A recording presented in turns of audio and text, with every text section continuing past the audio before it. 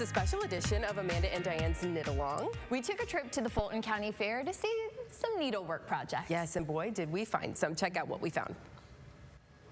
We are in the Arts and Crafts barn, seeing what amazing projects you all are working on. Of course, we had to stop by the needlework section to see all of the amazing crochet and knitting projects, and we're getting ideas as well. But there was one project in particular we were looking for from one of you. Becky Adams told us to keep an eye out for her crocheted chicken pot holder. Look at that blue ribbon. Congratulations, Becky, it looks so good. Plus, there was a wide variety of holiday projects, quilts, clothing, you name it. We were very impressed. Of course, that was just a small sample of what we saw there. Yes, and I would say it was a good chunk of the craft barn, just the needlework section. Yes. So definitely a lot of talent in Northwest Ohio. Of course, I always say that I love the community that we've built here through the Knit Along, and I was really excited that Becky said, "Hey, check out my projects." It was really great to be able to see those and just be able to interact. So of course, let us know what you're working on. Let us know. Sometimes we end up at these local fairs. We still have a few more to go here for the season, so just let us know where you're going and what you're showing off. I know, it's like, what a connection, because it's like we haven't met Becky, you know, but she's watching. Hopefully she's watching today, Becky.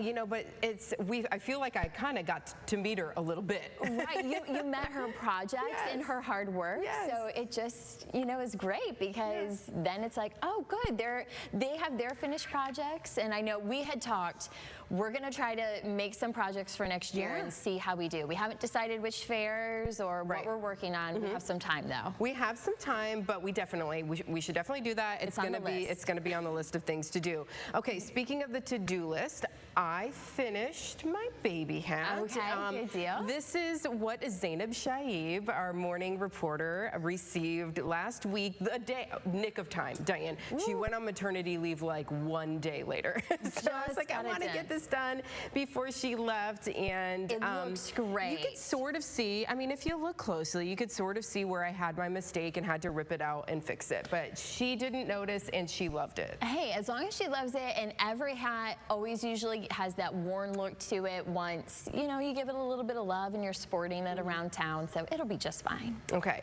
Your project. Not fine. So I blocked it over the weekend. I should have shared the picture. I texted Amanda over the weekend. You did, yeah. And she had it on the ironing board. It was, I had the tie that I'm making for Steven, and I thought, oh good. I used, some of our viewers had said, get some soak it. Did all of that, soaked overnight, put it on the ironing board to block it. Pulled it off, and I thought, oh, I'm good. And then the longer I messed with it, it was still curling. Now, my aunt told me over the weekend, she's like, why are your edges different? And I said, well, I slipped the stitches on the edges because that's what the pattern said. And she goes, I think because your yarn was very, very soft, that could be why it's curling. We also had some of our friends from the Greek Orthodox Church. They called, said I was knitting too tight. Definitely a bad habit of mine. So I'm not sure where I'm gonna go. I have another chance to block it. I may rip it out. So stay tuned. We'll see how it goes. Poor Steven though. He still doesn't have his tie. It's okay, you'll figure it out. I think that maybe give it another shot to block it. You don't wanna have to pull it out if you don't have to. But he'll get his tie. He'll be fine. In time.